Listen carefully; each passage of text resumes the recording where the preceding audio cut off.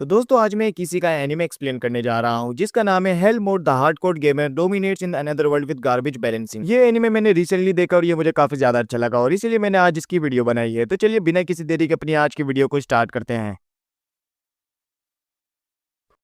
First episode की शुरुआत में हम एक हार्डकोर गेमर को देख पाते हैं जो कि यहाँ एक गेम को बीट करने के बाद काफी ज्यादा बोर होने लगता है और किसी ऐसे गेम की तलाश करता है जिसे हराने में उसे काफी ज्यादा टाइम लगे। और तभी उसे एक गेम मिलता है जिस पर लिखा होता है कि कभी भी ना खत्म होने वाला गेम है। हमारा मेन कैरेक्टर इस गेम को खेलने का डिसाइड करता है जहाँ वो डिफिकल्टी में हेल मोड नाम का एक ऑप्शन देखता है जो कि सबसे हार्डेस्ट डिफिकल्टी होती है और वो उसे सिलेक्ट कर लेता है। जिसके बाद उसे उसकी क्लास सिलेक्ट करने का ऑप्शन मिलता है जहाँ वो अपनी क्लास समर सिलेक्ट करता है जो कि सबसे हार्ड है कंट्रोल करने में। और ऐसे वो टेलीपोर्ट होकर एक दूसरी दुनिया में पहुंचता है जहाँ हम देख पाते हैं कि वो एक नई दुनिया में रीइंकार्नेट हुआ है जहाँ उसके फादर उसका नाम एलन रखते हैं। कुछ टाइम बाद हम देख पाते हैं कि एलन अब 1 साल का हो चुका है जहाँ हम उसके मॉम और डैड का नाम जान पाते हैं जहाँ डैड का नाम रॉडिन है और मॉम का नाम थेरेसिया है। यहाँ हम ये भी जान पाते हैं कि एलन के पास अपनी पुरानी लाइफ की मेमोरीज भी हैं और वो यहाँ एक एडल्ट की तरह ही बिहेव करता है। पर क्योंकि वो 1 साल का होता है इसलिए वो सही से बोल नहीं पाता, पर वो यहाँ हर एक इंसान की बात को समझ पाता है। यहाँ से बातों से पता चलता है कि ये लोग एक विलेज में है जिसका कोई नाम नहीं है और इन लोगों को सर्फ की कैटेगरी में डाला गया है जो कि कॉमनर से भी कम स्टेटस रखते हैं। यहाँ हम देख पाते हैं कि एलन इस दुनिया में आने के बाद से अपनी स्टेटस स्क्रीन को खोलकर अपने स्टेटस चेक करने की कोशिश कर रहा होता है लेकिन वो नहीं कर पाता। लेकिन एक रात अचानक से उसकी स्टेटस स्क्रीन ऑन हो जाती है और वो अपने स्टेट्स पहली मर्तबा देख पाता है जहाँ उसे पता चलता है कि वो अभी लेवल 1 पर है और उसका रैंक अभी एच है, यानी कि उसका लेवल और रैंक दोनों ही सबसे लोएस्ट लेवल पर है। यहाँ वो ये भी देख पाता है कि उसे अगर अपना रैंक या लेवल बढ़ाना है तो उसे 100 एक्सपीरियंस पॉइंट चाहिए होंगे जो कि कलेक्ट करना काफी ज्यादा मुश्किल है। उसकी स्टेटस स्क्रीन एक किताब की शक्ल में होती है जहाँ किताब के एंड पर एक नोटिफिकेशन भी आया होता है जो कि गॉड की तरफ से था जहाँ बताते हैं कि समनर एक नई क्लास और इसमें अभी भी कुछ खराबियां हैं जिन्हें वक्त के साथ ठीक कर दिया जाएगा। अब कुछ दिन गुजर जाते हैं जहाँ बहुत तरीके की टेस्टिंग के बाद एलिन समझ पाता है कि आखिर वो अपने समनर को किस तरह बना सकता है और किस तरह से समन कर सकता है। जहाँ वो एक ग्रास होपर को समन करता है यहाँ वो जान पाता है कि वो हर एक समन की 10 कॉपीज बना सकता है और जब तक उसका समन जिंदा है तब तक उसके स्टेट्स डबल हो जाते हैं। यहाँ वो अपने ग्रास होपर समन का नाम डेंका रखता है लेकिन तभी उसकी मां अंदर आ जाती है और उसे कीड़ा समझकर मार देती है। लेकिन घबराने वाली कोई बात नहीं थी क्योंकि वो ऐसे और भी बना सकता है। अगले दिन एलिन एक और समन को समन करता है जो कि एक तरीके का माउस होता है। यहाँ हम जान पाते हैं कि ग्रास होपर और माउस दोनों के पास ही इंटेलिजेंस नहीं है क्योंकि दोनों का रैंक ही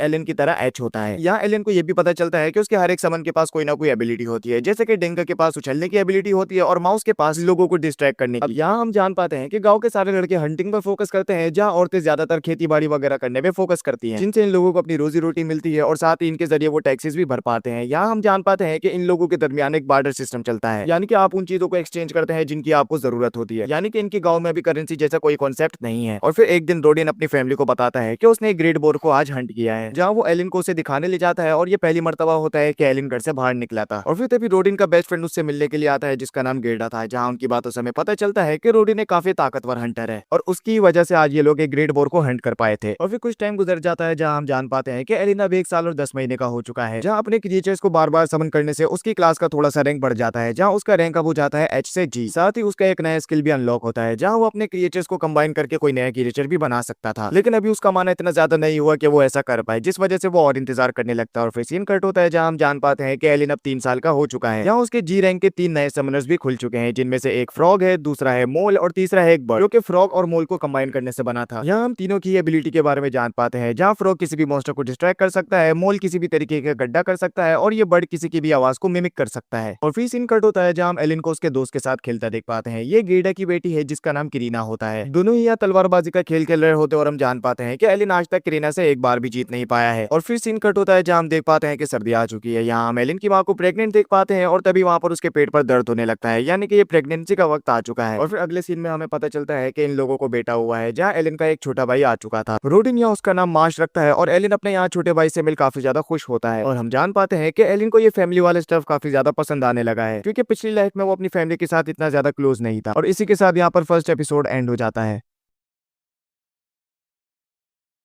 सेकंड एपिसोड की शुरुआत में हम जान पाते हैं कि एलिन अब 5 साल का हो चुका है और जब भी कोई बच्चा 5 साल का होता है तो उसे अप्रेजल सेरेमनी के लिए बुलाया जाता है ताकि वो बच्चा और उसके पेरेंट्स जान सके कि उसके पास किस तरीके का टैलेंट है। थोड़ा आगे चलने पर ये लोग गेडा सभी मिलते हैं जिसके साथ करीना होती है और हम जान पाते हैं कि करीना भी 5 साल की हो चुकी है और उसकी भी अप्रेजल सेरेमनी। ये चारों ही मिलकर कॉमनर विलेज की एक चर्च में पहुंचते हैं, जहाँ चर्च के प्रीस्ट की बातों से पता चलता है कि सर्फ के लोगों को पहले अप्रेजल सेरेमनी के लिए नहीं बुलाया जाता था, पर हर बार सर्फ की लोगों में से कोई ताकतवर हीरो या फिर एक स्वॉर्ड लॉर्ड निकलता है। और हो सकता है कि आज भी सर्फ के लोगों में से कोई एक स्वॉर्ड लॉर्ड या फिर कोई हीरो बनकर पैदा हुआ हो। अप्रेजल सेरेमनी स्टार्ट हो जाती है, जहाँ सबसे पहले बारी आती है दाबोजी के बेटे की, जिसका नाम पेलोमस है, जिसका टैलेंट का नाम निकलता है मर्जन। उसके बाद आती है डागोरा नाम के बंदे की, जिसका टैलेंट निकलता है एक्स यूजर। और फिर कुछ और लोगों की भी बारी आती है जिनके पास कोई टैलेंट होता नहीं, और ऐसा करते करते फाइनली बारी आ जाती है करीना की, जहाँ उसकी क्लास निकलती है स्वॉर्ड लॉर्ड, जो कि हीरो की क्लास होती है। सब लोग ये देख काफी ज्यादा शौक होते हैं और करीना के डैड यहाँ सेलिब्रेट करने लगते हैं। और तभी बारी आती है एलिन की, जहाँ क्रिस्टल काफी जोर से चमकता है, लेकिन जब उसके स्टैट सब लोगों के सामने आते हैं तो कोई भी उसकी क्लास के नाम को नहीं पढ़ पाता। जहाँ प्रीस्ट कहते हैं कि एलिन के पास कोई भी टैलेंट नहीं है। बेसिकली एलिन की एक नई क्लास है जिसका नाम समनर है, और गॉड ने उसे मैसेज करके बताया था कि इस क्लास में अभी भी थोड़ा काम बाकी है, यानी कि समनर क्लास में बहुत सी प्रॉब्लम्स भी है, जिनमें से एक ये भी है। एलिन और उसके डैड घर वापस आ जाते हैं, जहाँ एलिन की फैमिली उसे सपोर्ट करती है, बताती है कि वो भले कैसा भी हो उसकी फैमिली उसे तब भी पसंद करती है। और फिर अगले दिन करीना के स्वॉर्ड लॉर्ड बनने की खुशी में गेर्डा इन लोगों को अपने घर पर पार्टी के लिए इनवाइट करता है, जहाँ गेर्डा और रोडिन दोनों ही एक दूसरे से बात नहीं कर रहे थे। जहाँ हमें बताया जाता है कि रोडिन ने सजेस्ट किया था गेर्डा को कि वो उसकी फैमिली के साथ कोई ताल्लुकात ना रखे और उसे छोड़ दे, क्योंकि उसकी बेटी एक स्वॉर्ड लॉर्ड बन चुकी है और जल्दी उसकी वजह से वो लोग नोबिलिटी का पार्ट बन जाएंगे। गेर्डा इस बात को लेकर काफी ज्यादा गुस्सा था और अपने बेस्ट फ्रेंड को छोड़ने के लिए तैयार नहीं था। दोनों की इस बात को लेकर लड़ाई होने लगती है, जहाँ उनकी बीवी आकर उन्हें संभालती है और उन्हें रोकती है। और फिर ये लोग वापस से बातें करने लगते हैं, जहाँ इनकी बातों से हमें पता चलता है कि ये चारों ही बचपन के दोस्त हुआ करते थे और किसी दूसरे गांव में रहते थे। पर जब उन्हें पता चला कि एक नया गांव बनने वाला है तो वो इस गांव में आकर शिफ्ट हो गए और तब से यहीं पर ही रह रहे हैं। रोडिन और गेर्डा को यहाँ पर शराब ऑफर की जाती है, जिसे दोनों साथ में पीते और इनकी वापस से दोस्ती हो जाती है। ये लोग फिर पूरी रात बैठकर सेलिब्रेट करते हैं, जहाँ अगली सुबह गेर्डा को खबर मिलती है कि कुछ नाइट्स उसकी बेटी से मिलने के लिए आने वाले हैं। गेर्डा सुन अपनी बेटी को लेकर उस कॉमनर विलेज में पहुंचता है, जहाँ इनके साथ एलिन और रोडिन भी होते हैं। और तभी यहाँ पर नाइट्स की एंट्री होती है, जिनके कैप्टन का नाम जेनोफ होता है। वो यहाँ गेर्डा को बताता है कि उसकी बेटी को मेरे एक नाइट से फाइट करनी होगी, क्योंकि ऐसा लगता है कि वो झूठ बोल रहा है और उसकी बेटी कोई स्वॉर्ड लॉर्ड नहीं है। और फिर वो यहाँ गेर्डा को दो ऑप्शन देता है कि या तो उसकी बेटी मेरे नाइट से फाइट करे या फिर उसकी पूरी फैमिली को यहाँ एग्जीक्यूट कर दिया जाएगा। गेर्डा के पास यहाँ कोई ऑप्शन नहीं बचता और करीना इस चैलेंज को एक्सेप्ट कर लेती है, जहाँ उसकी फाइट लेब्रेंड नाम के नाइट से होती है। करीना यहाँ उसे काफी अच्छी टक्कर दे रही होती है, लेकिन तभी लेब्रेंड के एक अटैक से वो दीवार में जा टकराती है, जिसे देख गेर्डा, रोडिन और एलिन तीनों ही इस फाइट को रुकवाने की कोशिश करते हैं, लेकिन नाइट्स उन्हें वक्त पर पकड़ लेते हैं। और तभी करीना वापस खड़ी होती है, जहाँ उसकी पावर्स अवेकन होती है, जो कि लेब्रेंड की तलवार को तोड़ उसे फटाफट से हरा देती है। गेर्डा ये देख काफी ज्यादा खुश होता है और अपनी बेटी के साथ सेलिब्रेट करने लगता है, क्योंकि जिस नाइट को उसने हराया वो कोई मामूली नाइट नहीं बल्कि वाइस कैप्टन था। सीन कट होता है, जहाँ बाकी सबको जेनोफ के साथ डेबोजी के घर में देख पाते हैं, क्योंकि डेबोजी इस कॉमनर विलेज और सर्फ विलेज दोनों के ही मार्केटिंग वगैरह के काम को संभालता है, और यहाँ के लोग उसे चीफ के नाम से बुलाते हैं, जो कि इन दोनों ही विलेज का सबसे बड़ा आदमी है। जेनोफ यहाँ गेर्डा से माफी मांगता है, बताता है कि बहुत से लोग गलत रैंक बताकर नोबिलिटी में घुसने की कोशिश करते हैं, इसलिए वो करीना का टेस्ट लेना चाहता था, और इसलिए वो गेर्डा को खुश करने के लिए उसके गांव का नाम उसकी बेटी के नाम पर रख देता है, जो कि होता है करीनास विलेज। अब यहाँ जेनोफ तभी रोडिन को भी बैठा नोटिस करता है, जहाँ वो उसे बताता है कि उसे यहाँ के लोग अक्सर लेजेंड के नाम से जानते हैं, क्योंकि वो अपने विलेज वालों के साथ मिलकर बोर्ड्स को हंट करता है, जिसका मीट बेरिन को काफी ज्यादा पसंद है। बेरिन, अगर आपको नहीं पता तो नोबिलिटी की बड़ी क्लास होती है। जेनोफ की बातों से पता चलता है कि रोडिन काफी ज्यादा फेमस है और कैपिटल में लोग उसे लेजेंड के नाम से बुलाते हैं, जहाँ गेर्डा जेनोफ को बताता है कि ये असल में मेरा बेस्ट फ्रेंड है। जहाँ ये बात जानकर जेनोफ और भी ज्यादा खुश होता है, और फिर सीन कट होता है, जहाँ ये दोनों ही अपने अपने घर चले जाते हैं और ये एपिसोड यहीं एंड हो जाता है।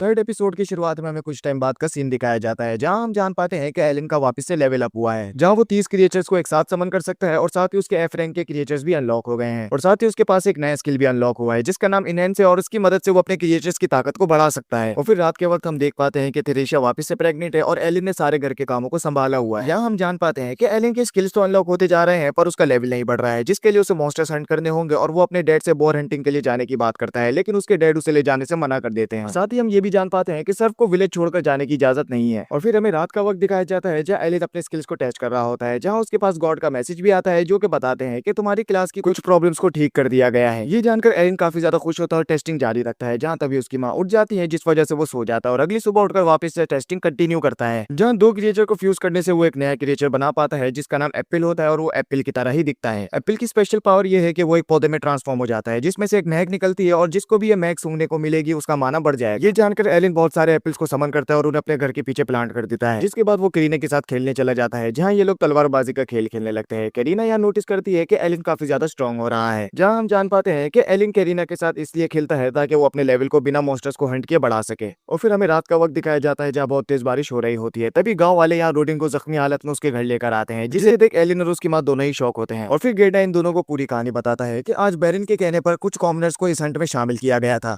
क्योंकि बेरिन अब बॉर्स के मीट्स की बहुत ज्यादा डिमांड करने लगा है। गेडा बताता है कि वो कॉमनर्स डरपोक थे, जिस वजह से वो बोर को देखते ही वहां से भागने लगे और बोर उनका पीछा करने लगा, जिस वजह से रोडिन को बीच में आकर उसकी जान बचानी पड़ी और बोर ने उसे हिट कर दिया, जिससे उसकी ये हालत हो गई। लेकिन वो अभी बिल्कुल ठीक है, क्योंकि गेडा ने एक हीलिंग हर्ब की मदद से उसके जख्मों को थोड़ा बहुत ठीक कर दिया था। साथ ही हम यहाँ जान पाते हैं कि हीलिंग हर्ब्स बहुत ज्यादा महंगे होते हैं, जिन्हें आम इंसान अफोर्ड नहीं कर सकता। जहाँ गेडा बताता है कि ज़ेनोब जब पिछली मर्तबा उनसे मिलने के लिए आया था तो वो उन्हें 5 सोने के सिक्के देकर गया था, जिनकी मदद से ही वो ये हर्ब खरीद पाया था। गेडा फिर यहाँ से रोडिन के मीट का शेयर लेने के लिए चला जाता है, जहाँ एलिन फाइनली रियलाइज कर पाता है कि फैमिली कितनी ज्यादा इंपॉर्टेंट है। कुछ टाइम बाद रोडिन को होश आ जाता है, जहाँ गेडा भी वापस आ जाता है और उसे उसका मीट का शेयर दे देता है। बताता है कि सर्दियां आ रही हैं और हम उसकी पूरी फैमिली का ख्याल रखेंगे जब तक वो ठीक नहीं हो जाता। एलिन भी यहाँ कहता है कि वो आपसे घर के सारे कामकाज वगैरह को संभालेगा। ये सुन सब लोग थोड़ा हैरान होते हैं, क्योंकि एलिन बस 5 ही साल का है और कल से ही एलिन सारे कामकाज संभालना शुरू कर देता है, जहाँ गेडा भी उसे थोड़े बहुत काम सिखाता है। और फिर दोपहर के वक्त चीफ रोडिन से मिलने के लिए उसके घर पर आता है, जहाँ वो उस कॉमनर को भी साथ लाता है, जिसकी वजह से रोडिन को चोट लगी है। ये कॉमनर रोडिन से माफी मांगता है और रोडिन उसे माफ कर देता है, जहाँ वो अब से उसे संभल कर काम करने के लिए कहता है। सीन कट होता है जहाँ एलिन चुपके से कुछ रैबिट्स को हंट करने के लिए बाहर चला जाता है। यहाँ वो कुछ ट्रैप्स बनाकर अपने फ्रॉग वाले क्रिएचर को समन करता है, ताकि उसको देख यहाँ पर बहुत से मॉन्स्टर्स अट्रैक्ट हो। लेकिन छोटे मोटे मॉन्स्टर्स की जगह यहाँ पर एक बी रैंक मॉन्स्टर आ जाता है, जिसका नाम होता है एल्बा हेरोन। एलिन ये देख उसकी आंख पर एक पत्थर मारता है, जहाँ वो अपने क्रिएचर्स को समन कर उनसे उन पर अटैक करवाता है और साथ ही खुद भी अटैक करने लगता है। लेकिन ये एल्बा हेरोन उसके सारे क्रिएचर्स को मार देता है, जहाँ क्रिएचर्स के मर जाने की वजह से एलिन कमजोर हो जाता है और ये मॉन्स्टर फिर उसे भी खाने की कोशिश करता है। और यही हमारा 3rd एपिसोड एंड हो जाता है।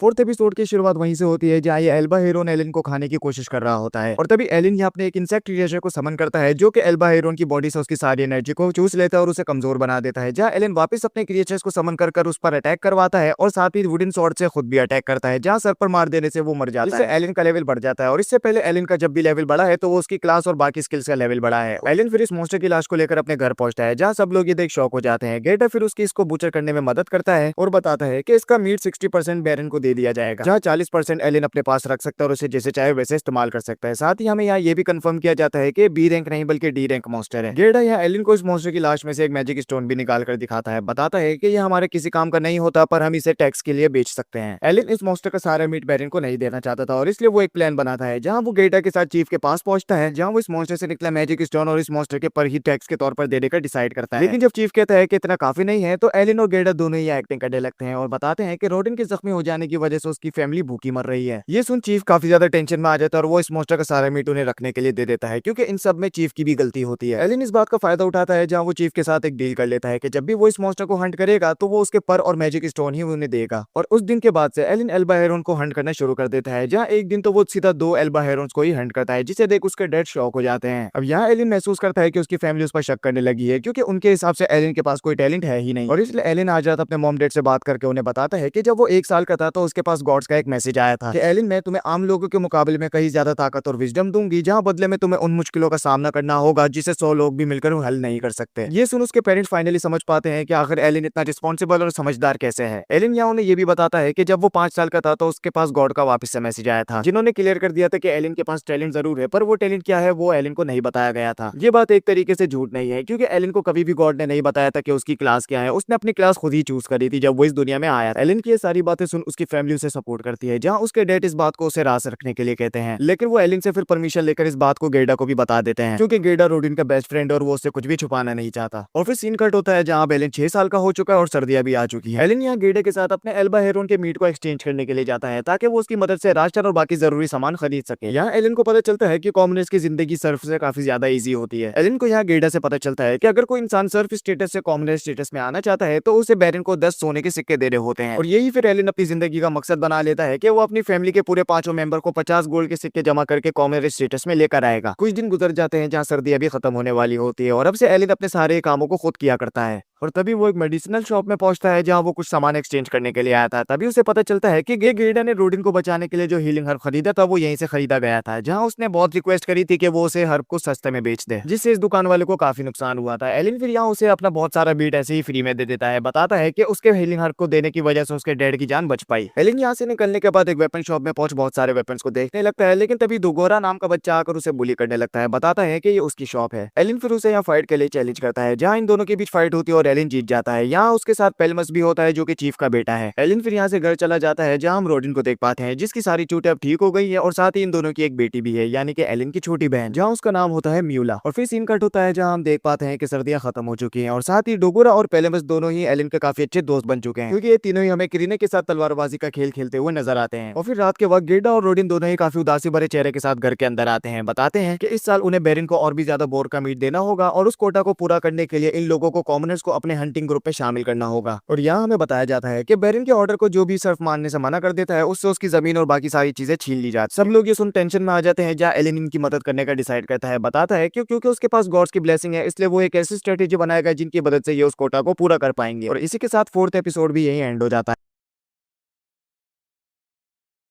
फिफ्थ एपिसोड की शुरुआत में हम एलिन को बाकी गांव वालों के साथ उस हंट पर जाता हुआ देखते हैं। यहाँ इनके साथ वो कॉमनर्स भी शामिल होते हैं और यहाँ हम एलिन की स्ट्रेटेजी भी जान पाते हैं कि उसने गांव वालों को दो ग्रुप्स में डिवाइड कर दिया है। पहला ग्रुप बोर को बीट करके यहाँ बीच मैदान में लेकर आएगा, जहाँ दूसरा ग्रुप भालू की मदद से उसे रोक के रखेगा और फिर फाइनल में कॉमनर्स आकर उसे फाइनल ब्लो देंगे, जिससे वो उस बोर को मार देंगे। और क्योंकि बोर को मार देने से इनका लेवल अप होगा, इसलिए ये लोग वक्त के साथ साथ इतने काबिल हो जाएंगे कि इनकी टेंशन लेने की हमें कोई भी जरूरत नहीं होगी। एलिन की ये स्ट्रेटेजी काम करने लगती है, जहाँ वो दूर से खड़ा इनकी फाइट देख रहा होता है। यहाँ हम जान पाते हैं कि इतनी बढ़िया स्ट्रेटेजी बनाने के बाद भी एलिन को यहाँ लेवल अप नहीं होता और तभी एलिन समझ पाता है कि अगर उसे अपना लेवल बढ़ाना है तो उसे कम से कम बोर को एक बार टच करना होगा, जहाँ उसके बढ़ने के बाद उसे उसके एक्सपीरियंस पॉइंट्स मिलेंगे। और फिर अगली सुबह एलिन यहाँ पानी भरने के लिए कुएं के पास आता है, जहाँ वो अपने गाँव के एक आदमी से मिलता है जो कि यहाँ पर बुचरिंग का काम संभालता है। एलिन उसे अपने घर लाकर एल्बो हेरोन को प्रोसेस करने का काम देता है, जहाँ हर एक मॉन्स्टर को प्रोसेस करने पर वो उसके मीट के 2 हिस्से रख सकता है। इससे एलिन को काम में काफी ज्यादा आसानी हो जाती है और वो बाकी कामों पर काफी अच्छे से फोकस कर पाता है। और फिर हंट का वक्त आ जाता है, जहाँ एलिन इस मर्तबा अपने ग्रास ऊपर को बोर के सामने समन करता है, जहाँ बोर उसे कुचल देता है। और जब ये बोर हंट के दौरान मरता है तो एलिन को उसके एक्सपीरियंस पॉइंट भी मिल जाते हैं, यानी कि अगर उसका समन किया क्रिएचर भी उसकी जगह किसी मॉन्स्टर को टच कर लेता है तो उसकी जगह उसके एक्सपीरियंस पॉइंट्स एलिन को मिलते हैं। और इसी के साथ एलिन का थोड़ा लेवल अप हो जाता है। और फिर हमें 3 महीने बाद का सीन दिखाया जाता है, जहाँ इन लोगों ने बेरिन के दिए हुए कोटे को अच्छी तरीके से पूरा कर दिया था और आज ये लोग पार्टी करने वाले होते हैं। एलिन और करीना यहाँ चीफ के घर से कुछ देर खेलने के बाद वापस आए थे, जहाँ एलिन को चीफ ने यहाँ एक शराब की बोतल भी दी थी। रोडिन और गेडा ये देख उससे बोतल मांगते हैं, जहाँ एलिन कहता है कि ये बोतल मेरी है और अगर उन्हें ये बोतल चाहिए तो उन्हें मुझे एक कॉम्पिटिशन में हराना होगा। ये एक तरीके का आर्म रेसलिंग कॉम्पिटिशन होगा, जहाँ दोनों ही बारी बारी एलिन से मुकाबला करेंगे और अगर एलिन जीतता है तो उन लोगों को हंट के दौरान उसे एक स्पेयर देना होगा। जब दोनों ही इस चैलेंज को एक्सेप्ट कर लेते हैं, जहाँ गेडा एलिन से हार जाता है पर रोडिन एलिन से जीत जाता है, जहाँ एलिन का सपना सपना ही रह जाता है। लेकिन रोडिन कहता है कि अगर वो उसे बाद में कभी हरा पाया तो वो उसे बोर हंट्स में शामिल होने का मौका देगा। ये सुन एलिन अब बहुत ज्यादा ट्रेनिंग करने का डिसाइड करता है और फिर अगली सुबह हम एलिन को देख पाते हैं, जो जिसका बोर हंटिंग की वजह से लेवल 2 से लेवल 3 हो गया था, जहाँ उसके ई रैंक के क्रिएचर्स खुल जाते हैं और अब से वो 40 क्रिएचर्स को एक साथ समन कर सकता है। साथ ही उसका यहाँ एक स्टोरेज नाम का स्किल भी अनलॉक होता है, जहाँ वो अब इसकी मदद से बहुत से आइटम्स को अपनी बुक में रख सकता है। बेसिकली ये एक आइटम बॉक्स होता है। पर एलिन यहाँ सोचने लगता है कि आखिर मुझ जैसे समनर को ये स्किल क्यों मिला है, मुझे इसकी क्या जरूरत है। जिस पर तभी एलिन अपने ई रैंक के क्रिएचर्स को समन करने की कोशिश करता है, जहाँ सिस्टम उसे कहता है कि उसे मैजिक स्टोन्स चाहिए होंगे, जिन्हें स्टोरेज पर रखने पर ये ई रैंक के समनर्स एक्टिवेट होंगे। यानी कि अगर फ्यूचर में एलिन का ई रैंक या उसे हायर रैंक का कोई क्रिएचर अनलॉक होता है तो उसे समन करने के लिए एलिन को बहुत से मैजिक स्टोन्स चाहिए होंगे और इसी वजह से एलिन को ये आइटम बॉक्स वाला स्किल दिया गया है, जो कि उसके मैजिक स्टोन्स को रखने में काम आ सकता है। अब एलिन ये अपने जमा किए हुए कुछ मैजिक स्टोन को अपने स्टोरेज में डालता है और ई रैंक के क्रिएचर्स को समन कर पाता है, जिनमें से एक टाइगर होता है और दूसरी बटरफ्लाई होती है। साथ ही उन दोनों को आपस में फ्यूज करने से एलिन का एक और क्रिएचर अनलॉक होता है, जो कि एक तरीके का हॉक है। अब यह एलिन को फ्यूचर के लिए और भी मैजिक स्टोन्स चाहिए होती है, जहां वो पेलेमस से पूछता है कि आखिर वो मैजिक स्टोन कैसे हासिल कर सकता है बिना मॉन्स्टर्स को मारे। इस पर पेलेमस बताता है कि ई रैंक से नीचे के जितने भी मॉन्स्टर्स है उनके मैजिक स्टोन किसी के भी काम के नहीं होते और इसलिए वो उन्हें जमीन पर ही फेंक देते हैं और अगर वो थोड़ा ढूंढे तो उसे वो जमीन पर ही पड़े हुए मिल जाएंगे। एलिन ये सुन काफी एक्साइटेड हो जाता है और गांव वालों की मदद से बहुत सारे मैजिक स्टोन्स जमा कर लेता है, जिसके बाद ये 5th एपिसोड एंड हो जाता है।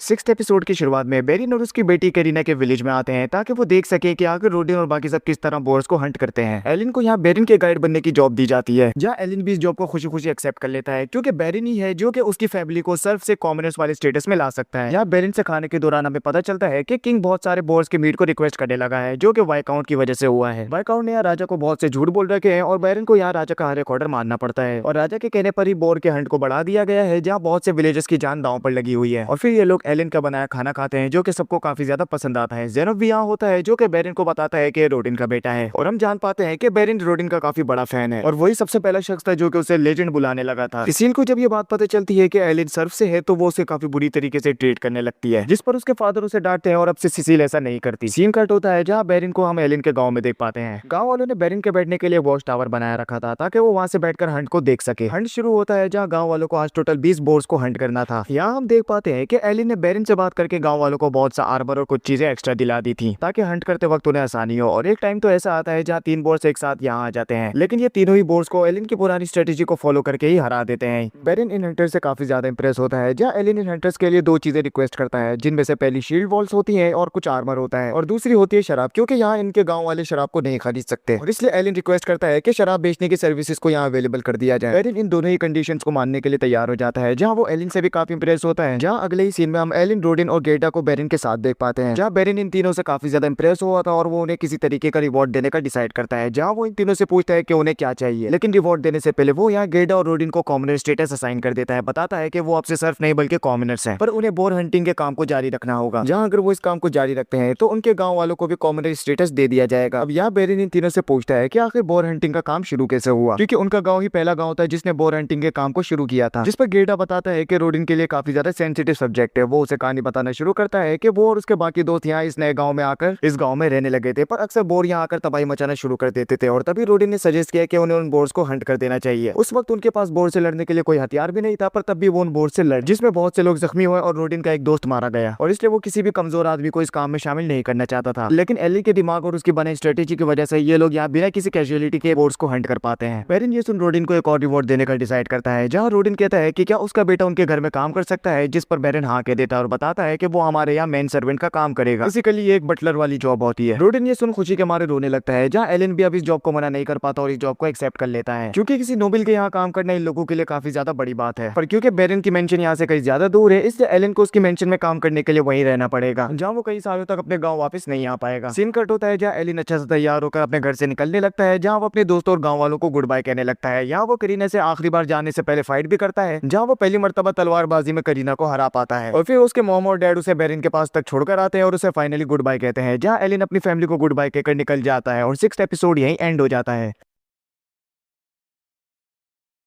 7th एपिसोड की शुरुआत में हम देख पाते हैं कि एलिन को यहाँ काम करते हुए बहुत टाइम गुजर चुका है, जहाँ उसे सिसिल का मेन सर्वेंट बना दिया जाता है, यानी कि उसे सिसिल की देखभाल करनी और उसके सारे ऑर्डर्स मानने हैं। एलिन यहाँ बहुत से मैजिक टूल्स को भी देखता है जो कि उसने आज तक नहीं देखे थे और इनमें से सबसे कलाकारी चीज होती है मैजिक शिप। अगले सीन में हम एलिन को देख पाते हैं जो कि बेसमेंट में सोता है और फिर उसके बाद वो बाकी सर्वेंट्स के साथ नाश्ता करने जाता है। यहाँ हम रिकिल नाम के हेड सर्वेंट को देख पाते हैं जो कि एलिन को सब कुछ सिखाया है। एलिन यहाँ उससे आज हॉल बॉय और मैन सर्वेंट के बारे में पूछता है, जहाँ वो बताता है कि हॉल बॉय सिर्फ ओकेजनली काम करते हैं, लेकिन मैन सर्वेंट फैमिली का ही पार्ट होता है। यहाँ हमें ये भी पता चलता है कि सर्वेंट्स को बेरिन की फैमिली के उठने से पहले ही नाश्ता कर लेना होता है, जहाँ फिर उनके लिए नाश्ता रेडी होता है और सर्वेंट्स उनका वेट करते हैं, जिसके बाद वो उनकी सेवा में लग जाते हैं। यहाँ बेरिन और उसकी वाइफ एलिन से काफी इंप्रेस होते हैं कि वो इतने कम वक्त में ही सब कुछ सीख गया है और एलिन को तभी पता चलता है कि बेरिन जान चुका है कि एलिन के पास कोई टैलेंट नहीं है, यानी कि एलिन के बारे में जितनी भी इन्फॉर्मेशन है वो सारी की सारी बेरिन कलेक्ट कर चुका है। अब यहाँ सिसिल बताती है कि वो एक विज़र्ड है और साथ ही यहाँ बेरिन का एक छोटा बेटा भी होता है जिसका नाम थॉमस है और उसके पास कोई टैलेंट नहीं है, जिस वजह से वो अक्सर उदास रहता है। साथ ही हम यहाँ बेरिन के बड़े बेटे के बारे में भी जान पाते हैं जिसका नाम मीहाई है, जो कि एकेडमी में पढ़ता है। अब यहाँ एलिन को दोपहर में कुछ देर तक का ऑफ मिल जाता है, जहाँ वो यहाँ से निकलकर पहुंचता है एडवेंचर्स गिल्ड में ताकि वो मॉन्स्टर्स के बारे में मालूमात हासिल कर सके। यहाँ उसे पता चलता है कि एडवेंचर बनने के लिए उसे कम से कम 12 साल का होना पड़ेगा और फिर वो जब मॉन्स्टर्स के बारे में इन्फॉर्मेशन कलेक्ट कर रहा होता है तो वो यहाँ एक एडवेंचर से मिलता है जिसका नाम रेविन होता है। वो यहाँ फिर रेविन से भी मालूमात लेना शुरू कर देता है, जहाँ उसे व्हाइट ड्रैगन के बारे में पता चलता है जो कि करीबी पहाड़ पर मौजूद मिथ्रिल माइन के अंदर अपना घर बना बैठा है। आज तक उस ड्रैगन को कोई भी नहीं हरा पाया है और क्योंकि मिथ्रिल माइन में उसके होने की वजह से इकोनॉमी में बहुत ज्यादा फर्क आता है, इसलिए उसको मारने का बहुत ज्यादा रिवॉर्ड है। एलिन फिर यहाँ से निकल के वापस मेंशन में पहुंच जाता है और अगली सुबह उसकी वापस से छुट्टी होती है, जिस वजह से वो शहर से बाहर निकलकर कुछ मॉन्स्टर्स को हंट करने चला जाता है। यहाँ हम जान पाते हैं कि एलिन के पास बेरिन का सील है जो कि उसे बिना किसी टिकट के कहीं भी ले जा सकता है। एलिन फिर यहाँ बहुत सारे हॉकिन्स को समन करता है और उन्हें पूरे फॉरेस्ट की तलाश करने के लिए कहता है, जहाँ वो जितने भी गॉब्लिन्स होते हैं जंगल के अंदर उन सबको ही हंट करता है, जिनकी बॉडी से उसे मैजिक स्टोन्स और साथ ही एक्सपीरियंस पॉइंट्स भी मिलते हैं और साथ ही उसे अपने नए समन की एबिलिटी के बारे में भी पता चलता है जो कि बटरफ्लाई है कि बटरफ्लाई किसी भी मॉन्स्टर को सुला सकती है। एलिन अपने समझ की मदद से पूरी रात हंट करता है और जब घर जाने की बारी आती है तो वो नोटिस करता है कि हॉकिंस रात में देख नहीं सकता और वो इस तरह जंगल में गुम हो जाता है। लेकिन जैसे तैसे करके वो वापस शहर के अंदर पहुंच जाता है और फिर सीन कट होता है जहां हमें 1 महीने बाद का सीन दिखाया जाता है। एलिन यहाँ हमें एक शॉप से मेटल बॉल्स खरीदता हुआ नजर आता है और हमें बताया जाता है कि एलिन की जब भी छुट्टी होती है तो वो इसी तरह मॉन्स्टर्स को हंट करने के लिए जाता है। लेकिन जब एक दिन वो घर पहुंचता है तो हेड बटलर उसे रंगे हाथों पकड़ लेता है और उसे बैरन के पास ले जाता है। बैरन उससे पूछता है कि वो मॉन्स्टर्स को हंट करने क्यों जाता है, जिस पर एलिन बताता है कि वो आखिर एक हंटर का बेटा है और उसके खून में ही है कि वो मॉन्स्टर्स को हंट करे। ये सुन बैरन उसे हंट करने की इजाजत दे देता है और साथ ही वो उसे ये भी कहता है कि अगर वो किसी हॉर्न रैबिट को हंट करे तो वो उसे यहाँ बेच सकता है, जिसे वो 1 सिल्वर कॉइन में उससे खरीद लेंगे। और फिर कुछ दिन गुजर जाते हैं जहाँ एलिन मॉन्स्टर्स को हंट करने के लिए जंगल में होता है। तभी उसके हॉकिंस काफी स्ट्रेंजली बिहेव करते हैं, जिनका पीछा करने पर वो रेविन और उसकी एडवेंचर पार्टी से टकराता है। रेविन की पार्टी पर गॉब्लिन्स ने हमला कर दिया था और इस वजह से रेविन काफी ज्यादा जख्मी था। यहाँ हम रेविन की पार्टी में 2 लोगों को देख पाते हैं, जिनमें से एक का नाम मिल्सी है और दूसरे का नाम रीटा है। इन लोगों को गॉब्लिन्स ने घेर रखा होता है, लेकिन तभी एलिन आकर इन गॉब्लिन्स से फाइट करने में इनकी मदद करता है और हम जान पाते हैं कि एलिन इस फाइट के दौरान एक भी क्रिएचर को समन नहीं करता। गॉब्लिन्स को हराने के बाद एलिन यहाँ चुपके से अपने ई रैंक के क्रिएचर को समन करता है, जिसका काम होता है हीलिंग पत्ते बनाना। इस पत्ते से रेविन पूरी तरीके से ठीक हो जाता है और वो वापस होश में भी आ जाता है, जहाँ वो एलिन से उसकी मदद करने के लिए थैंक्स कहता है और उससे पूछता है कि उसे इसके बदले में क्या चाहिए, जिस पर एलिन कहता है कि अगर हो सके तो वो ई रैंक के सारे मैजिक स्टोन्स को कलेक्ट करे, जिन्हें एलिन बाद में उससे कलेक्ट कर लेगा। और साथ ही वो यहाँ इस बात को राज रखने के लिए कहता है कि एलिन यहाँ जंगल में आकर मॉन्स्टर्स को हंट करता है। रेविन और उसकी पार्टी इस बात को राज रखने के लिए मान जाते हैं, जिसके बाद सीन कट होता है और हम एलिन को सिसिल के साथ देख पाते हैं, जो कि सिसिल की कोई तो प्रेजेंट बनाने में मदद कर रहा होता है, क्योंकि उसका बड़ा भाई बहुत जल्द यहाँ आने वाला है, जिसे साल में सिर्फ 1 मरतबा ही छुट्टी मिलती है। और इसी के साथ ये 7th एपिसोड भी यहीं खत्म हो जाता है। 8th एपिसोड की शुरुआत में हम जेनोफ को बैरन के घर पर देख पाते हैं, जो कि यहाँ एलिन को चेक करने के लिए आया था कि वो कैसा है और साथ ही वो यहाँ इनके साथ डिनर कर रहा होता है। या एलिन ने सबके लिए हॉर्न रैबिट के मीट से बनी एक डिश बनाई होती है, जहाँ थॉमस कहता है कि आखिर हमें बोर मीट खाने को क्यों नहीं मिलता, जहाँ बैरन बताता है कि कुछ मीट राजा के पास जाता है और बाकी बचा कुछ मीट आवाम में डिस्ट्रीब्यूट कर दिया जाता है। यहाँ हम ये भी जान पाते हैं कि सर्दियां आ चुकी है और रोडिन और बाकी गाँव वालों ने अपने 20 बोर्स को हंट करने का कोटा पूरा कर दिया है। अब यहाँ थॉमस एलिन से रिक्वेस्ट करता है कि अगर वो कभी हंट पर जाए तो अगली मरतबा व्हाइट डेयर हंट करके लाए। एलिन उसकी रिक्वेस्ट को एक्सेप्ट कर लेता है और अपनी छुट्टी के दिन वो व्हाइट डियर को हंट करने जाता है, जहाँ वो एक बड़े से गड्ढे में उसे ट्रैप कर देता है और फिर उसका शिकार करता है। एलिन फिर उस डियर को लेकर बैरन के घर पहुंचता है, जहाँ उसे देख सब लोग शॉक हो जाते हैं। ये देख बैरन अपने बटलर से कहता है कि वो एलिन के बारे में थोड़ी छानबीन करे कि क्या उसके पास सच में टैलेंट है भी या नहीं, क्योंकि जिस मॉन्स्टर को उसने हंट किया है वो एक सी रैंक मॉन्स्टर है, जिसे एक 8 साल का बच्चा तो बिल्कुल भी हंट नहीं कर सकता। सीन कट होता है जहाँ हम देख पाते हैं कि एलिन का प्रमोशन हो गया है और अब उसे हंट्समैन की पोजीशन भी असाइन कर दी जाती है, जहाँ वो हफ्ते में एक दिन मॉन्स्टर्स को हंट करके यहाँ लेकर आएगा और साथ ही अगर किसी पर कोई मॉन्स्टर हमला करता है तो उसे प्रोटेक्ट करना भी अब से उसकी जिम्मेदारी है और इस काम के लिए उसकी सैलरी डबल कर दी जाती है। ये सुन एलिन के मजे आ जाते हैं, क्योंकि वो तो मॉन्स्टर्स को वैसे ही हंट करता है। और फिर सीन कट होता है जहाँ सिसिल और एलिन दोनों ही मिहाई को लेने के लिए जाते हैं, जो कि फाइनली एकेडमी से छुट्टी होने के बाद यहाँ अपनी फैमिली से मिलने के लिए आ गया था। सिसिल उसे देख काफी खुश होती है, जहाँ मिहाई उसे एक गिफ्ट भी देता है और फिर ये लोग घर चले जाते हैं। जिसके बाद सीन कट होता है जहाँ हम एलिन को कुछ मॉन्स्टर्स को हंट करता देख पाते हैं। वो उन मॉन्स्टर्स को हंट करके वापस घर में ले आता है और हेड शेफ के हवाले कर देता है, जहाँ तभी वो जेनोफ और मिहाई को तलवारबाजी करता देखता है। जेनोफ फिर यहाँ रुक जाता है, जहाँ मिहाई एलिन को देख उसे ड्यूल के लिए चैलेंज करता है। बैरन की परमिशन के साथ एलिन इस ड्यूल को एक्सेप्ट कर लेता है, जहाँ मिहाई से वो काफी तगड़ी फाइट करता है, लेकिन ये फाइट बाद में हार ही जाता है, क्योंकि एकेडमी में मिहाई एक टीचर से ट्रेनिंग लेता है जो कि एक सॉर्ड लॉर्ड है और साथ ही एकेडमी में उसने एक डंजन भी क्लियर कर रखी है। यहाँ इस फाइट में हमें ये भी पता चलता है कि एलिन का अब लेवल 20 हो चुका है, जहाँ वो अब किसी तरह इस बैरन की जॉब को छोड़ने का सोच रहा है, क्योंकि अब यहाँ पर ज्यादा मॉन्स्टर्स हंट करने के लिए नहीं बचे हैं। और फिर कुछ दिन बाद मिहाई एकेडमी वापस चला जाता है, जिसके बाद अगले सीन में हम यहाँ वाइकाउंट को देख पाते हैं, जिसका नाम कार्नेल है। बैरन यहाँ वाइकाउंट से काफी ज्यादा नफरत करता है, पर वो उसका कुछ नहीं बिगाड़ सकता, क्योंकि उसका स्टेटस उससे कहीं ज्यादा है। वाइकाउंट या बैरन को ये बताने के लिए आया था कि 2 दिन पहले उसकी बेटी की अप्रेजल सेरेमनी थी, जहाँ उसे पता चला था कि उसकी बेटी के पास कोई टैलेंट नहीं है और इस बात को लेकर वो काफी खुश हो रहा होता है, क्योंकि नोबल फैमिली में जिन लोगों के पास ज्यादा अच्छा टैलेंट होता है उनको राजा की तरफ से बहुत सारी रिस्पॉन्सिबिलिटीज मिल जाती है, यानी कि जब मिहाई बड़ा होगा तो उसके मत्थे पर बहुत सारी रिस्पॉन्सिबिलिटीज थोप दी जाएंगी। और फिर कुछ दिन गुजर जाते हैं, सर्दियां खत्म हो जाती है, जहाँ हम एलिन को देख पाते हैं जो कि अब 9 साल का हो चुका है। वो यहाँ रेविन और बाकी सबके साथ बैठा होता है और उनसे डंजन के बारे में मालूमात लेने लगता है। बताता है कि इस जंगल में मौजूद मॉन्स्टर से अब उसका लेवल नहीं बढ़ रहा है। डंजन की मालूमात लेने के बाद वो इन लोगों के साथ थोड़ी शॉपिंग करता है, जहाँ वो आर्मर खरीदने के बाद यहाँ से थोड़ा दूर मॉन्स्टर्स को हंट करने निकल जाता है, जहाँ वो बहुत से सी रैंक मॉन्स्टर्स को हंट करता है, पर उनके मैजिक स्टोन्स निकालने में उसे काफी ज्यादा प्रॉब्लम हो रही होती है, क्योंकि उनका बॉडी आर्मर काफी स्ट्रॉन्ग होता है। और फिर कुछ दिन गुजर जाते हैं, जहाँ एलिन को यहाँ काम करते करते 1 साल हो जाता है, जहाँ वो अपनी एनिवर्सरी के लिए एज अ प्रेजेंट मांगता है एजुकेशन। कहता है कि वो सिसिल के टीचर के साथ पढ़ाई करना चाहता है। टीचर के कहने करने पर एलिन यहाँ क्रिस्टल पर हाथ रखकर चेक करता है कि क्या उसके पास मैजिक एप्टीट्यूड है या नहीं, लेकिन क्रिस्टल चमकता नहीं, यानी कि उसके पास कोई मैजिक एट्रीब्यूट नहीं है। पर हो सकता है कि शायद उसकी समनर क्लास में कोई प्रॉब्लम हो, जिस वजह से क्रिस्टल उसके मैजिक को डिटेक्ट नहीं कर पा रहा हो, क्योंकि उसके पास माना जरूर है। और इसी के साथ 8th एपिसोड यहीं एंड हो जाता है। 9th एपिसोड की शुरुआत में हम देखते हैं कि बेरिन के शहर पर यहाँ एक बी रैंक मॉन्स्टर हमला कर देता है। इस वक्त नाइट यहाँ शहर के अंदर नहीं होते, इस वजह से एलिन उस मॉन्स्टर को हैंडल करने की जिम्मेदारी लेता है, पर वो उसकी उम्मीद से कहीं ज्यादा ताकतवर निकलता है। एलिन यहाँ उस मॉन्स्टर को अपने पीछे भगाकर जंगल में ले आता है, जिससे एक नोबल फैमिली की जान बच जाती है। जंगल में आने के बाद एलिन यहाँ अपने क्रिएचर्स को समन करता है, पर उसके सारे ही क्रिएचर्स इस मॉन्स्टर के हाथों मारे जाते हैं, और इसलिए एलिन यहाँ उस मॉन्स्टर को शहर से दूर ले जाने के लिए और ज्यादा भागने लगता है। ये मॉन्स्टर उसका 3 दिन तक पीछा करता है, जहाँ 3 दिन बाद एलिन उससे अपना पीछा छुड़ाकर शहर वापस आ जाता है। शहर के गेट तक पहुंचते ही एलिन बेहोश हो जाता है, जहां गार्ड उसे उठाकर बेरिन के घर ले जाता है, और फिर उसकी आंख खुलती है, जहां वो अपने सामने सिसिल और बटलर को देखता है। सिसिल उसे होश में देख काफी खुश होती है, पर वो अपनी फीलिंग्स यहाँ उसके सामने एक्सप्रेस नहीं करती। और फिर सीन कट होता है, जहां बेरिन एलिन को थैंक्स कहने के लिए उसे अपने ऑफिस में बुलाता है, और जेनोफ भी यहाँ होता है, जो कि उसे थैंक्स कहता है। यहाँ एलिन की बहादुरी के लिए उसे 20 सोने के सिक्के दिए जाते हैं, जिनमें से 10 बेरिन ने दिए थे और 10 उस फैमिली ने दिए थे जिसकी एलिन ने जान बचाई थी। एलिन यहाँ उन सिक्कों से एक मिथ्रिल स्वॉर्ड खरीदता है, जिससे उसे सी रैंक के मॉन्स्टर्स के मैजिक स्टोन्स निकालने में काफी आसानी होती है। मॉन्स्टर्स को मारने के बाद एलिन यहाँ अपने क्रिएचर्स पर एक्सपेरिमेंट्स करने लगता है, जहाँ उसे पता चलता है कि सेम दिखने वाले क्रिएचर्स अपनी इन्फॉर्मेशन आपस में शेयर कर सकते हैं। और फिर कुछ दिन गुजर जाते हैं, जहाँ समर वेकेशन बनाने के लिए मियाई अपने घर वापस आता है। मियाई और एलिन पिछले साल की तरह यहाँ वापस से ड्यूल कर रहे होते हैं, और इस बार भी एलिन हार जाता है। और फिर खाना खाते वक्त मियाई को पता चलता है कि एलिन एक बी रैंक मॉन्स्टर से फाइट किया था और पूरे शहर को बचाया था। ये लोग एलिन की तारीफें करने लगते हैं कि तभी एक नाइट आकर इन लोगों को बताता है कि व्हाइट ड्रैगन पहाड़ की दूसरी साइड पर चला गया है। ये सुन बेरिन और उसकी फैमिली काफी खुश होती है, क्योंकि अब ये लोग मिथ्रिल माइन कर सकते थे। अब बेसिकली यहाँ हुआ क्या है, इस बारे में बात कर लेते हैं। यहाँ बीच में एक बड़ी सी पहाड़ी है, जहाँ पर बहुत सारी मिथ्रिल की माइंस हैं, और साथ ही वहाँ एक व्हाइट ड्रैगन अपना घर बना बैठा है, जहाँ वो पहाड़ी की कभी ईस्ट साइड पर होता है और कभी वेस्ट साइड पर होता है। एक साइड पर बेरिन का शहर है और दूसरी साइड पर वाइकाउंट का शहर है। अब क्योंकि ड्रैगन 100 सालों तक बेरिन के शहर के करीब वाली साइड पर अपना घर बना बैठा था, इसलिए बेरिन के शहर में कोई भी मिथ्रिल माइन नहीं कर पा रहा था। पर अब ड्रैगन चला गया है वाइकाउंट के शहर की साइड पर, जहाँ उसे यहाँ आने में कम से कम 100 साल तो लगेंगे, यानी बेरिन के लोग मिथ्रिल माइन कर सकते थे, यानी कि अब 100 सालों तक इनका शहर बहुत ज्यादा तरक्की करेगा। जेनोफ और बाकी नाइट्स बेरिन के ऑर्डर पर मिथ्रिल माइन से लेकर शहर तक के बीच में मौजूद सारे मॉन्स्टर्स को खत्म करने का डिसाइड करते हैं, जो कि एलिन के लिए काफी बड़ी प्रॉब्लम थी, क्योंकि सारे ही मॉन्स्टर्स अब खत्म होने वाले हैं। इस वजह से वो मॉन्स्टर्स को मारकर अपना लेवल नहीं बढ़ा पाएगा, और इसलिए वो अपने किसी प्लान के बारे में सोचने लगता है। और फिर सीन कट होता है, जहाँ एलिन का वापस से लेवल अप होता है, जहाँ वो अब 50 क्रिएचर्स को एक साथ समन कर सकता है। साथ ही उसका एक नया स्किल भी अनलॉक होता है, जिसका नाम शेयर है, जिसकी मदद से वो देख सकता है जो कि उसके क्रिएचर्स देखते हैं। एलिन फिर इस स्किल का इस्तेमाल करके अपने क्रिएचर को अपनी फैमिली के पास भेज देता है और उन पर नजर रखना शुरू कर देता है, क्योंकि तकरीबन उसे 2 साल हो गए हैं जहाँ उसने अब तक अपनी फैमिली को नहीं देखा है, और इसलिए उसे उनकी काफी याद आ रही होती है। और इसी के साथ 9th एपिसोड यही एंड हो जाता है।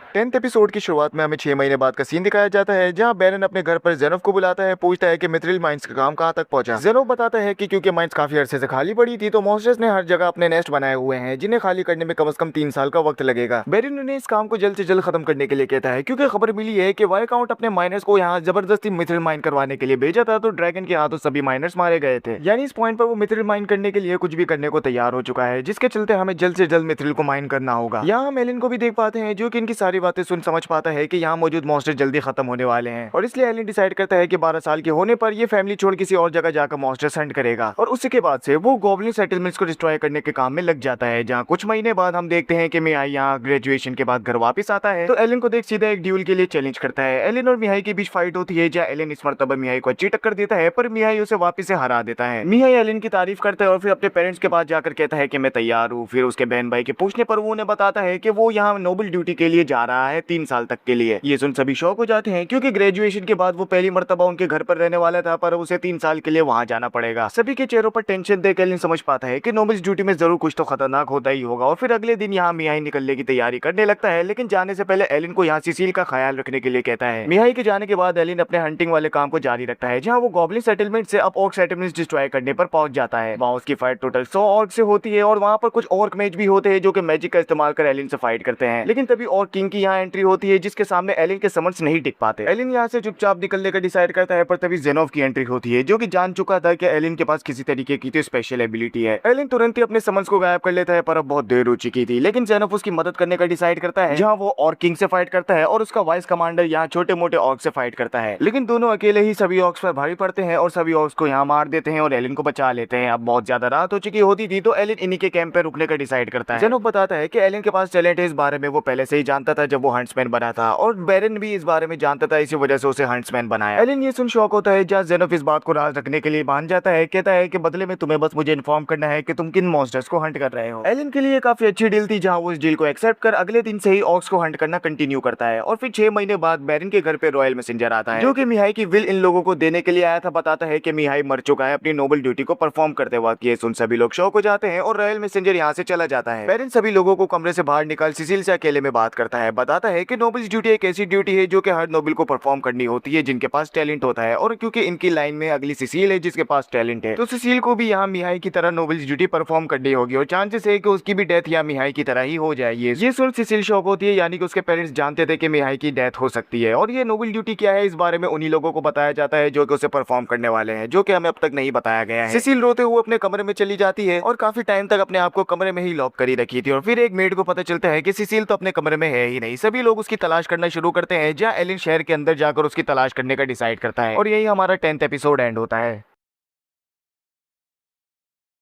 11th एपिसोड की शुरुआत में हम सिसिल को एक एली में देख पाते हैं। वो यहाँ अपने भाई को याद कर बैठी रो रही होती है कि तभी एलिन अपने समन्स की मदद से उसे ढूंढ लेता है और उसके पास पहुंचता है। सिसिल कहती है कि क्या वो उसे घर ले जाने के लिए आया है, जिस पर वो कहता है कि नहीं, मैं बस आपके ऑर्डर्स का इंतजार कर रहा हूँ क्योंकि मैं आपका मेन सर्वेंट हूँ। सिसिल को फिर यहाँ भूख लगने लगती है, तो एलिन उसके लिए अपने आइटम बॉक्स में से कुछ खाना निकाल कर देता है। सिसिल खाना खाने के बाद पूछती है कि क्या मिहाई सच में ताकतवर था, जिस पर वो हाँ में जवाब देता है। जिस पर वो सोचती है कि मिहाई जो कि इतना ज्यादा ताकतवर था, नोबल ड्यूटी परफॉर्म करते वक्त मर गया, तो आखिर वो किस तरह नोबल ड्यूटी को सर्वाइव करेगी। जिस पर एलिन सजेस्ट करता है कि उन दोनों को यहाँ शहर छोड़कर निकल जाना चाहिए। ये लोग पूरी दुनिया को एक्सप्लोर करेंगे और अगर इंडिपेंडेंट ही बनना है तो 12 साल की होने पर ये दोनों एडवेंचरस बन जाएंगे, क्योंकि ये सिसिल की लाइफ और सिसिल जो चाहे वो हासिल कर सकती है। वो फिर सिसिल से पूछता है कि वो अपनी लाइफ में क्या करना चाहती है, जहाँ सिसिल को अपने बड़े भाई की एक बात याद आती है कि वो कहे थे कि वो ना ही अपने ये काम फैमिली के लिए कर रहे हैं ना ही अपने पीपल के लिए। वो ये हर काम इसलिए करते हैं क्योंकि उन्होंने इस काम को करने का डिसाइड किया है। सिसिल घर जाने का डिसाइड करती है, जहाँ एलिन उसे कैरी करता हुआ घर तक लेकर जाता है क्योंकि वो काफी देर तक चल के थक गई थी। ये लोग फिर घर पहुंचते हैं, जहाँ सिसिल को देख सभी लोग रिलीफ महसूस करते हैं और सिसिल के फादर सजेस्ट करते हैं कि जैसे ही उनकी कंट्री यहाँ मिथिल को माइन करना शुरू कर देगी तो वो माइनिंग राइट्स का इस्तेमाल करते हुए सिसिल को उसकी नोबल ड्यूटी से आजाद कर देंगे। लेकिन सिसिल कहती है कि वो अपनी नोबल ड्यूटी को एक्सेप्ट करने के लिए तैयार है। वो भी अपने बड़े भाई की तरह रिस्पॉन्सिबिलिटी को एक्सेप्ट कर नोबल ड्यूटी को परफॉर्म करेगी और उससे पीछे नहीं हटेगी। ये सुन सभी लोग सिसिल के लिए खुश होते हैं और फिर हमें 6 महीने बाद का सीन दिखाया जाता है, जहाँ एलिन हमें वापस से ऑर्क्स हंट करता हुआ नजर आता है। हम ये भी जान पाते हैं कि बेरन की फैमिली अब नॉर्मल हो चुकी है, जहाँ वो गर्मियां आने पर मिथिल को माइन करना स्टार्ट कर देंगे। बस टेंशन है वाई अकाउंट की कि कहीं वो कुछ खतरनाक न कर बैठे। अगली सीन में हम एलिन को पहाड़ चढ़ता देखते हैं क्योंकि जंगल में मौजूद नाइट्स ने अब सभी मॉन्स्टर्स को खत्म कर दिया है। पहाड़ के ऊपर पहुंच एलिन एक आंट कॉलोनी को देखता है और उसे पूरी तरीके से खत्म करने का डिसाइड करता है, क्योंकि इससे यहाँ नाइट्स का मिथिल माइन करने का काम और भी आगे तक बढ़ पाएगा। एलिन अपने मॉन्स्टर्स को समन कर उनसे फाइट करना शुरू करता है और इसी तरह 2 महीने गुजर जाते हैं, जहाँ ये फाइट खत्म ही नहीं हो रही थी। एलिन हर हफ्ते एक दिन आकर मॉन्स्टर से फाइट करता है और जब भी वो आता है तो देखता है कि मॉन्स्टर्स की लाशें गायब हुई होती थी, यानी कि अंदर एक आंट क्वीन भी है जो कि अपने ही सोल्जर्स को खाकर और अंडे देकर और ज्यादा पैदा कर रही है। और तभी वो देखता है कि आंट्स फाइनली खत्म हो चुके हैं, तो वो यहाँ अपने आउल वाले समन को समन कर कॉलोनी के अंदर भेजता है ताकि वो आंट क्वीन की तलाश कर सके। कॉलोनी काफी बड़ी होती है, जहाँ उन्हें आंट क्वीन की तलाश करते करते शाम हो जाती है। जैसे ही उन्हें आंट क्वीन का पता चलता है तो एलिन उस जगह पर पहुंच अपने समन्स के जरिए यहाँ आंट क्वीन से फाइट करता है और उसे पूरी तरीके से खत्म कर देता है। वो फिर यहाँ सोचने लगता है कि वो आखिर दूसरों को किस तरह प्रूव करे कि उसने पूरी एक आंट कॉलोनी क्लियर कर दी है। तभी उसके सामने यहाँ उसे मिथिल और नजर आता है, जिसे वो लेकर अपने साथ पहुंचता है। एलिन बेरन की फैमिली के पास पहुंच उन्हें सबसे पहले तो आंट क्वीन का शेल दिखाता है, पर किसी ने भी आंट क्वीन पहले नहीं देखी तो उन लोगों को शक होने लगता है। लेकिन तभी एलिन उन्हें मिथिल और दिखाता है तो वो लोग एलिन पर यकीन करते हैं, जहाँ बेरन उसे अकेले में बात करने के लिए कमरे में ले जाता है और उसे बताता है कि उसने एक तरीके से एक नई माइन ढूंढ ली है। बेरन एलिन के नाम यहाँ माइन के 30% शेयर कर देता है और फिर हमें कुछ महीनों बाद का सीन दिखाया जाता है, जहाँ एलिन को अब मॉन्स्टर को हंट करने की जरूरत नहीं, क्योंकि माइन का काम स्टार्ट हो गया है, जिससे उसके पास काफी सारे पैसे आ रहे हैं। लेकिन एलिन का यहाँ मकसद मॉन्स्टर्स को हंट करना ही था, तो वो यहाँ किसी तरह सोचता है कि बेरन को बताए कि वो उसकी फैमिली को छोड़कर यहाँ मॉन्स्टर्स हंट करने के लिए किसी दूसरी जगह जाने का सोच रहा है। लेकिन तभी यहाँ पर रॉयल मैसेंजर आ जाता है, जो कि अपने साथ वाई अकाउंट को भी लेकर आया था। बताता है कि वाई अकाउंट ने एक प्रपोजल रखा है, जहाँ वो बेरन की फैमिली के साथ मिलकर मिथिल को माइन करने के काम को शुरू करेगा और जो भी ये प्रॉफिट होगा उनको ये आधा आधा बांट लेंगे, और साथ ही राजा ने भी इसकी मंजूरी दे दी है। बेरन ये सुन गुस्सा होता है, क्योंकि उन्होंने 100 साल तक मिथिल ना माइन करवाने की वजह से अपनी कंट्री में काफी लॉसेस का सामना किया है, और इसलिए वो तुरंत ही मना कर देता है। कहता है कि वो राजा के पास जाकर इस बारे में खुद उनसे बात करेगा। ये सुन रॉयल मैसेंजर उसे लालची बुलाता है और वाई अकाउंट के साथ यहाँ निकल जाता है, और वाई अकाउंट के चेहरे पर हमें हंसी देख पाते हैं, जिसका मतलब था कि वाई वाइकाउंट कुछ तो खतरनाक करने का सोच रहा है। बेरिन राजा से बात करने के लिए जेनोफ के साथ रॉयल कैपिटल जाने का डिसाइड करता है, पर क्योंकि जेनोफ अभी पहाड़ पर मौजूद मॉन्स्टर्स को खत्म कर रहा है तो उसे आने में 2 दिन का वक्त लगेगा, यानी कि 2 दिन बाद ये लोग रॉयल कैपिटल जाने वाले हैं। लेकिन अगले दिन कुछ खतरनाक होता है, जहाँ कुछ मर्सिनरीज इनके घर पर आकर सिसिल को किडनैप करने की कोशिश करते हैं। एलिन उनसे फाइट करता है, लेकिन ये किसी तरीके के पॉइजन स्मोक का इस्तेमाल कर उसे बेहोश कर अपने साथ ले जाते हैं। अगले सीन में एलिन की जब आंख खुलती है तो अपने चैपी वाले बर्ड को समन कर यहाँ पूरी जगह को स्काउट करने लगता है। देखता है कि 3 किडनैपर्स जिन्होंने इसे किडनैप किया है यहाँ बैठकर उन पर नजर रखे हुए थे और ये किसी तरीके का स्टोरेज रूम है। और तभी इनका लीडर जिसका नाम डागरा है आकर पूछता है कि आखिर वो इस लड़की के साथ बच्चे को क्यों पकड़ कर लेकर आए हैं। वो बताते हैं कि ये बच्चा तलवार चलाना जानता है, जिसे अगर हम स्लेव ट्रेडर को बेच दे तो हमें काफी ज्यादा पैसे मिलेंगे। लेकिन डागरा इस बात पर उन पर गुस्सा होता है, कहता है कि अपनी मनमानी मत करो और अगर ये बच्चा कुछ भी करे तो इसे तुरंत ही मार देना। डागरा के यहाँ से निकलते ही एलिन अपने बर्ड्स की मदद से यहाँ पूरी जगह को स्काउट करने लगता है और एक खिड़की से देख उसे पता चलता है कि ये लोग किसी तरीके की मैजिक शिप के अंदर है जो कि हवा में उड़ रही है, यानी कि यहाँ से निकलना अभी के लिए मुश्किल हो सकता है। एलिन अपने बर्ड्स की मदद से थोड़ी और स्काउटिंग करता है, जहाँ कैफेटेरिया में पहुंच वो वाइकाउंट और रॉयल मैसेंजर को बात करता देखता है। बातों से उन्हें पता चलता है कि वाइकाउंट सिसिल को इसलिए किडनैप किया है ताकि वो बेरिन को यहाँ कॉन्ट्रैक्ट पर साइन करने पर मजबूर कर सके और वो रॉयल कैपिटल ना जाए, क्योंकि ये दोनों ही झूठ बोले थे और राजा इसमें किसी भी तरीके से इन्वॉल्व नहीं है और अगर कॉन्ट्रैक्ट पर साइन हो जाता है तो राजा भी फिर बाद में कुछ नहीं कर पाएगा। इस पॉइंट पर सिसिल को भी होश आ जाता है, जहाँ गुंडों को देख वो यहाँ हड़बड़ी मचाने लगती है और गुंडों से बेहोश करने वापस से जा रहे होते हैं। तो एलिन यहाँ ऑटो से बचाने का डिसाइड करता है, जहाँ अपने बटरफ्लाई समन की मदद से वो एक को तो बेहोश कर देता है और अपनी रस्सियां खोल यहाँ बाकी 2 से फाइट करने का डिसाइड करता है, जहाँ हमारा 11th एपिसोड एंड हो जाता है।